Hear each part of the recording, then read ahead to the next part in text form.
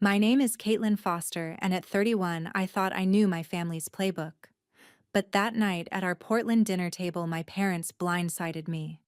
Your brother's wedding needs to be perfect, Mom declared, her tone final like she was closing a deal. We're using your college fund. My stomach dropped. $75,000 money I hadn't touched in years was theirs to spend. I forced a tight smile, my pulse racing, and said, I want him to be happy too. But inside, I was fuming. They didn't know I'd graduated college debt-free, built my own path, and didn't need their so-called support. They saw me as the kid who'd just go along. Then my phone lit up a voicemail from the wedding venue, some fancy hotel in downtown Portland. Your deposit check bounced. The manager said, voice sharp. Payments due tomorrow or the booking's gone.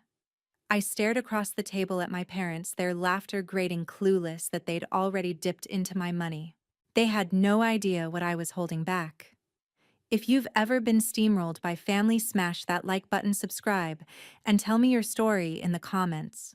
Growing up in a Portland suburb, I learned early that my family's attention gravitated toward my brother, Derek Foster. In our modest two-story home, I was the quiet kid hunched over a clunky desktop teaching myself to code at 13. My parents, Linda Foster and Thomas Foster, barely noticed their focus on Derek's charm and big plans. Caitlin, don't waste time on that computer, Mom would say, her voice sharp, urging me to join the family's chatter.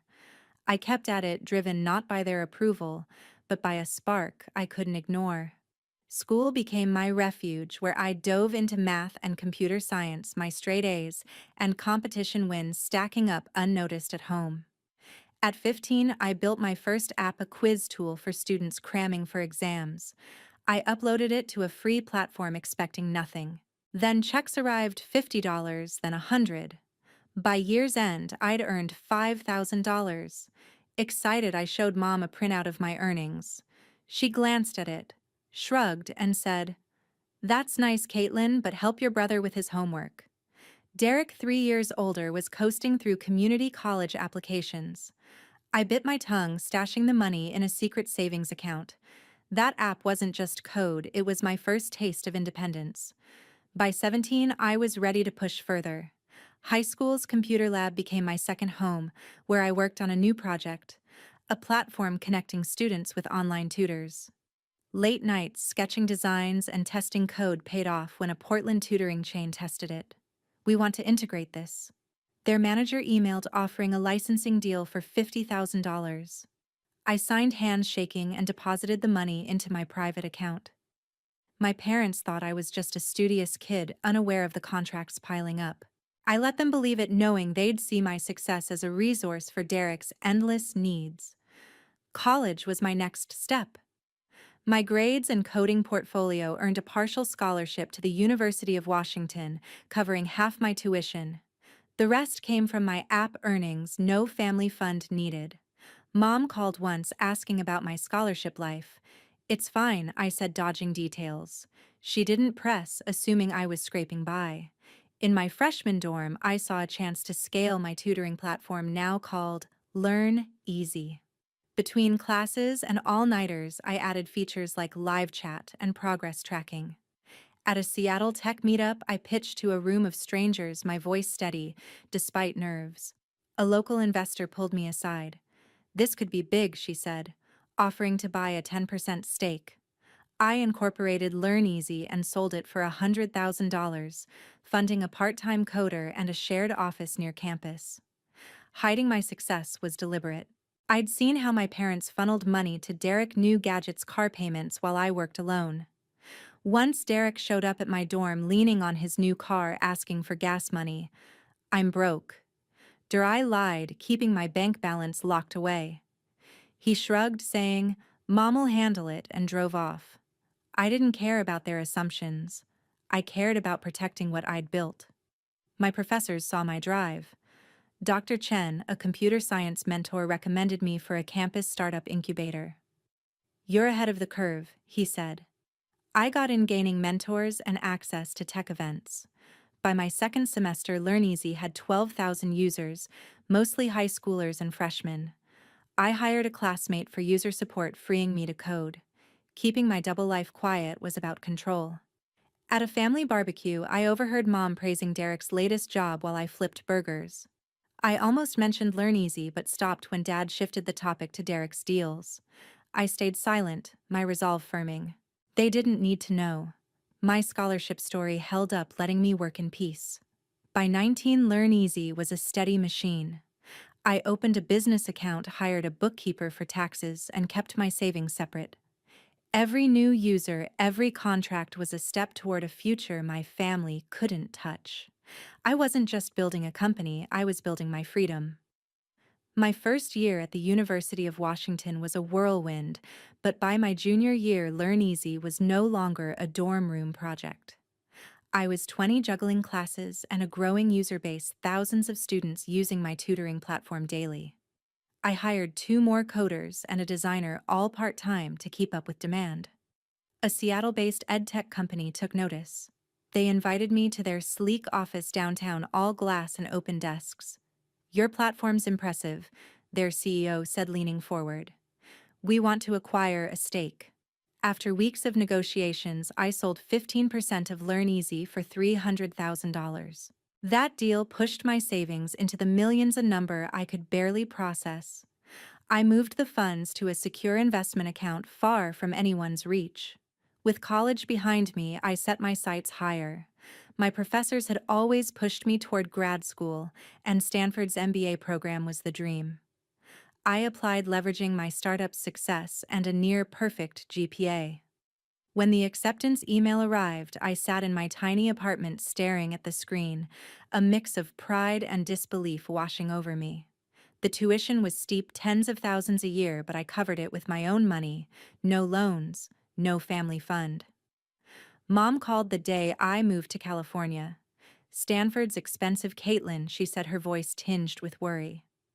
"Are you sure about this?" I nodded into the phone, muttering about scholarships. She didn't know my net worth was now $6 million, and I wasn't about to tell her.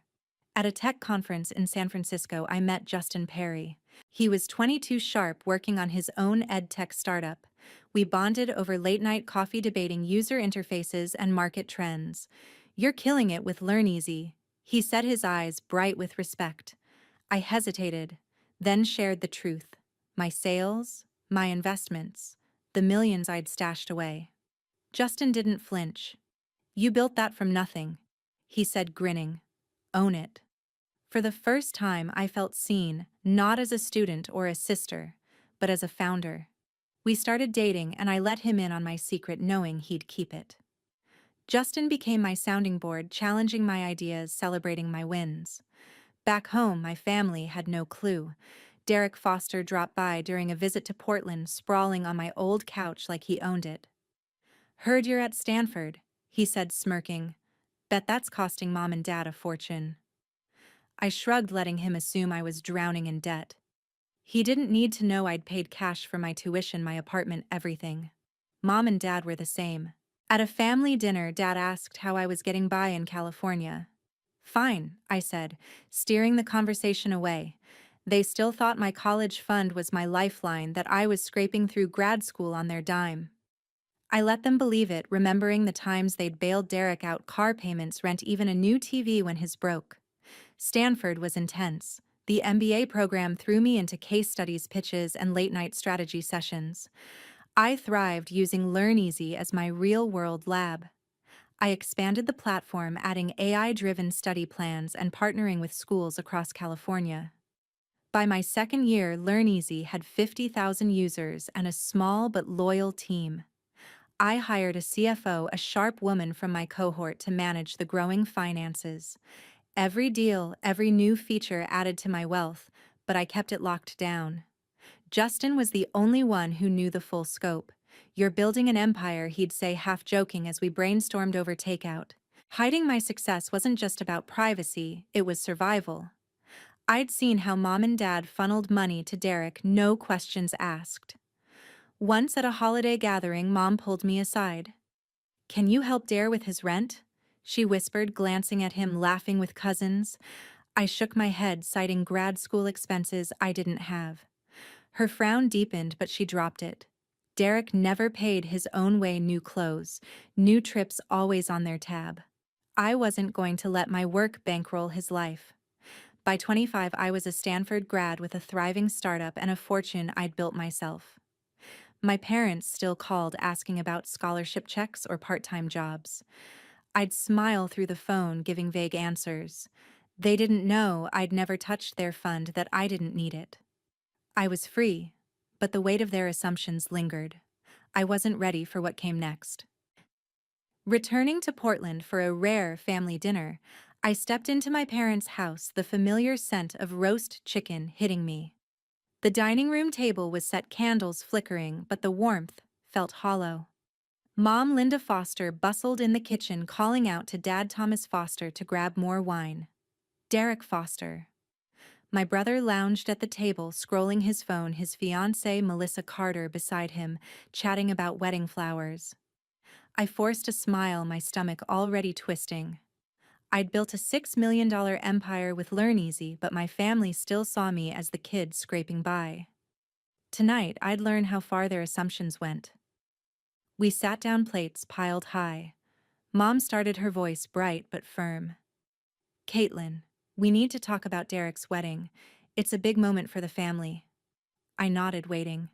She continued. "The venue's expensive, but we're using your college fund to cover it. You're okay with that, right?" My fork froze midair. The room seemed to shrink, their faces blurring as my pulse spiked. "My college fund?" I asked, voice low, hoping I'd misheard.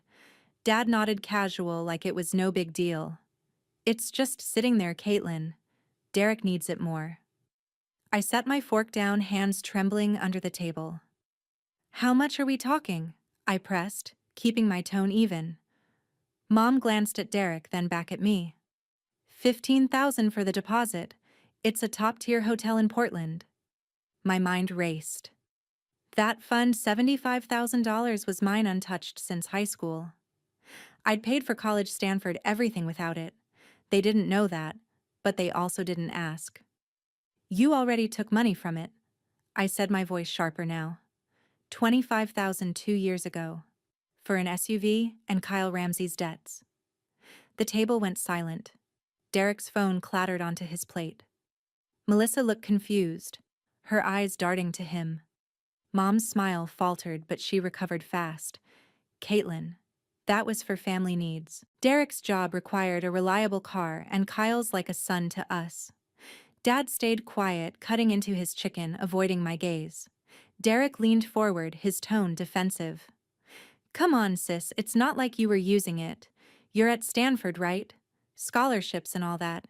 His smirk made my blood boil. He knew exactly what he'd done. I took a breath, steadying myself. "I paid for Stanford myself, Derek. Every cent. That fund was mine, and you took it without asking." Mom jumped in, her voice sharp. "It's family money, Caitlin. We made a decision for everyone's good. Everyone's good." I almost laughed. They'd funneled cash to Derek for years. Cars, trips, now a wedding, while I built my life alone. Melissa shifted uncomfortably, whispering to Derek. "What's she talking about?" He brushed her off, muttering, "She's overreacting." I turned to Dad, hoping for something, anything. "You signed off on this, didn't you?" He sighed, his eyes tired. "We thought it was fair, Caitlin. Derek's starting a family." Fair. The word stung. I'd been invisible my whole life, my work dismissed while Derek got a free pass. "You didn't tell me," I said, my voice steady but cold. "You assumed I'd just take it." Mom waved a hand, dismissive. "Let's not ruin dinner. We'll sort it out later." Later wasn't good enough. I pushed my plate away, the food untouched. I checked the account, I said, locking eyes with Mom. 25,000 gone. 10 for Derek's SUV, 15 for Kyle's debts. You all knew. Derek scoffed, but his face paled. "That's old news, sis. Why bring it up now?" I ignored him, turning to the table. "I'm not paying for your wedding, Derek. Not with my money." Melissa gasped softly, her hands twisting in her lap. Mom snapped, "Caitlin, stop this. We're a family. Family." They'd betrayed me, plain and simple. I stood my chair, scraping the floor. I'm done letting you decide what's mine. Justin Perry's words echoed in my head. Call it out. I wasn't the quiet kid anymore, swallowing their choices. I'd built Learn Easy, a multi-million-dollar company, without their help. They didn't know that yet, but they would. A family reunion was coming up, a chance to lay it all bare before everyone. I wasn't after apologies, I wanted the truth out. At a family reunion in Portland a few weeks later, the backyard hummed with laughter, picnic tables overflowing with casseroles and pies. I stood by a folding chair, gripping a water bottle, my nerves taut but focused. The dinner weeks earlier, where Mom and Dad casually announced they'd use my college fund for Derek's wedding, had lit a fire in me. I'd checked the account, confirmed they'd already taken $25,000 for Derek's SUV and Kyle's debts, and I wasn't letting it pass. Justin Perry had pushed me to confront them, and this was the moment before every relative, no secrets spared. I stepped to the center of the yard, my voice cutting through the chatter. I need everyone's attention. Conversation stopped, eyes turning to me. Mom Linda Foster froze mid-bite, her fork hovering. Dad Thomas Foster leaned forward, brow furrowed. Derek Foster. My brother was joking with Kyle Ramsey near the dessert table, oblivious. Melissa Carter, his fiancée, stood nearby arranging flowers. I took a steady breath. You all think I needed that college fund to survive. You're wrong. I built Learn Easy, my own company. It's worth millions. My net worth is $6 million. Aunts gasped. Uncles whispered. A glass tipped over, splashing lemonade.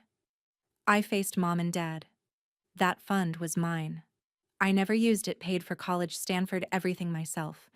But you took $25,000 without asking. 10 for Derek's car, 15 for Kyle's debts. My words were calm, deliberate, each one landing hard. Mom's face reddened. Caitlin not here, she snapped, glancing at the crowd. Dad shifted his eyes on the grass, silent as always. Derek's laugh dyed his jaw tight. Kyle shuffled, avoiding my stare. Derek spoke up, his voice sharp. Sis, chill. The car was for work, and Kyle was in a bind. Family steps up. Kyle nodded quickly. It was just once, Caitlin. No harm done. I fixed them with a look. No harm. You took my money, Dare, and lied about it. The relatives murmured, some nodding, others wide-eyed. Melissa looked at Derek, confused, but stayed quiet. Mom stood, her hands clenched. Caitlin, you're embarrassing us. We used that money for the family's good. Derek's building a life. Her tone was defensive, unyielding. I shook my head. You didn't ask me, Mom. You decided my money was Derek's to spend. I'm done with that. Freeze the account, no more withdrawals. My voice was firm, unwavering, carrying across the yard. Dad finally spoke, his voice soft. We didn't want to upset you, Caitlin. His guilt was clear, but he didn't push back against Mom. I turned to the crowd. I built my life without their help. I don't need that fund, and they don't get to touch it. A cousin clapped, others joined their support, unexpected. Derek muttered to Kyle. She's blowing this out of proportion. Kyle shrugged, his face pale. Melissa tugged Derek's arm, whispering something, but he brushed her off. Mom's eyes narrowed. You're being selfish, Caitlin. We've always looked out for you. Looked out for me. They'd ignored my apps, my awards, while propping up Derek's endless wants. I didn't argue, she wouldn't hear it. The reunion grew tense. Relatives exchanging glances. Kyle slipped toward the gate. Derek trailing him, throwing me a scowl. You didn't have to do this, he hissed. I met his gaze. You didn't have to take what's mine, Dare. Nothing resolved that day. No apologies came. Mom stood firm. Dad stayed quiet. Derek and Kyle deflected. But I'd spoken my truth, and the family knew it. I wasn't their invisible daughter anymore. I'd drawn a boundary, and I'd hold it. In the weeks after the reunion, the consequences unfolded quietly but sharply. Derek Foster and his fiancée, Melissa Carter, faced the fallout of their wedding plans collapsing. The Portland hotel, unwilling to wait after the bounced $15,000 deposit, canceled their booking. A cousin told me they settled for a small ceremony at a local church, with folding chairs and a potluck reception. Melissa wore a modest gown, the guest list cut to 40. Derek called me once, his tone bitter. "You could have stepped up, sis," he said, pinning their scaled-back day on me. I ended the call without responding. His choices weren't my burden. Mom and Dad Linda and Thomas Foster hit a wall. With my college fund now off limits, I'd had the bank freeze it. They dipped into their retirement savings to cover Derek's wedding and some of his overdue bills. An aunt mentioned they'd pulled out a hefty sum, but it wasn't enough. Their mortgage payments slipped, and Mom's usual upbeat chatter turned tense. "We're fine," she told a neighbor, but her voice betrayed worry. They'd always bankrolled Derek new gadgets trips that SUV, but their safety net was unraveling. Dad's silence on our last call spoke volumes. He knew they'd overstepped, but he didn't reach out. I made a hard choice. I stopped taking their calls. Mom left voicemails, her tone shifting from soft to sharp. "Caitlin, we're still family. Call us." I didn't. Derek texted first casual, then pushy. "Don't shut us out, sis." I blocked him. Kyle Ramsey sent a vague email about clearing the air over the fund. I trashed it unread. Justin Perry, my anchor, backed me up. "You've carried them long enough," he said over dinner, his eyes steady. I nodded, the weight of their expectations lifting. San Francisco became my reset. I'd landed a lead strategist role at a rising edtech firm drawn to their mission and my success with LearnEasy. I signed a lease on a bright apartment in the Mission District, its windows framing the city's glow. The move was a clean break, leaving behind the Portland house where I'd faced their betrayal over dinner. My new office pulsed with ideas, my team eager to build. For the first time, I felt free, my work valued by people who saw me. I kept my move quiet. My family thought I was still in Portland, maybe stewing over the reunion. A relative called curious. $6 million, Caitlin, for real?" she asked, half amazed. I confirmed it, keeping details tight. Word spread among cousins, but Mom and Dad stayed silent, clinging to their story that I needed their help. I let them believe it. My reality, my company, my accounts was mine alone. The distance sharpened my focus. In San Francisco, I dove into work. My team launched a new feature for the edtech firm, boosting engagement by 15%. LearnEasy expanded, hiring 3 new developers to target new regions. Justin visited often, his startup growing nearby. We'd walk along the bay, tossing ideas back and forth, my past fading. I wasn't escaping my family, I was building beyond them. One night, a letter arrived, forwarded from Portland. Mom's handwriting, neat and careful. "We need you, Caitlin," it read. "Derek's trying harder now. No mention of the fund, no regret for their choices." I left it on my counter untouched, then tossed it. I didn't need their words to move forward. My life was mine, built from my own grit. Walking away from my family was the hardest choice, but it brought me clarity. In San Francisco, I carved out a life that was wholly mine. My days buzzed with strategy sessions at the ed tech firm, shaping tools that reached thousands. LearnEasy thrived now with a team of 25, breaking into new markets. My apartment, perched above the city's lights, was a sanctuary for reflection. I wasn't hiding from my past, I was owning my future. I thought back on my family's choices. Mom Linda Foster and Dad Thomas Foster always put Derek first. His cars, his debts, his wedding. They took my college fund, assuming I'd stay quiet. Derek leaned on their support, never questioning, while Kyle Ramsey tagged along, benefiting from their favoritism. Melissa Carter, tied to Derek's choices, faced a simpler life than they'd planned. Their decisions left them struggling, retirement funds, drained bills piling up. I didn't wish them pain, but I couldn't fix their mistakes. Letting go wasn't easy. I missed the idea of family shared meals, old traditions. But I'd been invisible too long, my work ignored, while Derek's half-efforts were praised. Justin Perry saw me clearly. "You're unstoppable, Caitlin," he'd say, smiling over coffee. He was right. Every milestone, learn easy Stanford, my fortune was mine built without their help. Cutting them off freed me to focus on what I valued. The lesson hit hard: self-reliance is strength. Setting boundaries wasn't betrayal, it was protection. I learned to guard my worth, to walk away from those who took without giving back. My family's favoritism taught me that enabling dependency only deepens it. Derek and my parents learned accountability the hard way, forced to face their choices when the money stopped flowing. This isn't just my story, it's for anyone who's felt unseen. Family can lift you up or hold you back. If you're giving everything to those who don't see you, pause. Build your own path. Set your limits. My family's bias pushed me to prove them wrong, but my success came from proving myself right. That's the truth I hold, and I hope it resonates with you.